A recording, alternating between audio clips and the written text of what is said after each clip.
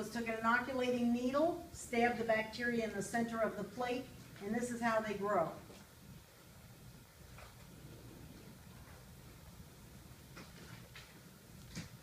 So imagine an infection in your body growing like that. It's like a coating.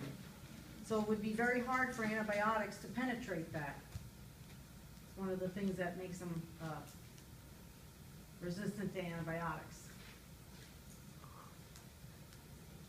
So, all your little structures. We have to do plasmid.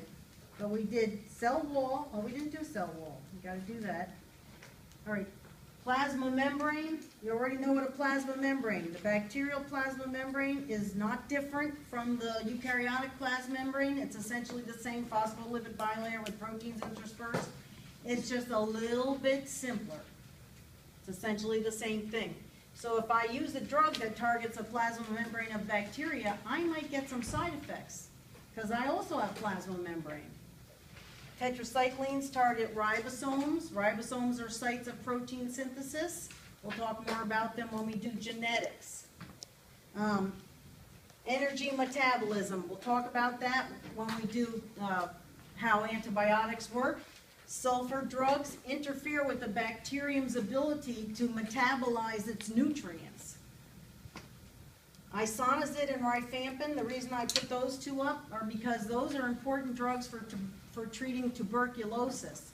This week in lab, we're going to look at Mycobacterium, which is the genus that contains Mycobacterium tuberculosis, the bacterium that causes tuberculosis, and Mycobacterium leprae, which causes leprosy. Nucleic acid synthesis. If a bacterial cell can't make its nucleic acids, name a nucleic acid. Name a nucleic acid. RNA and DNA. That's what the NA stands for. Deoxyribonucleic acid. RNA, ribonucleic acid. Now, NA means nucleic acid. So you get a test question.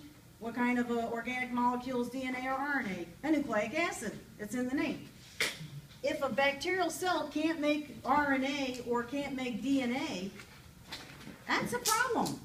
That's a good way to hurt them. Certain drugs will act on nucleic acid synthesis. This is bacterial. These are bacterial targets, bacterial structures. I have one in here in brackets, antifungals.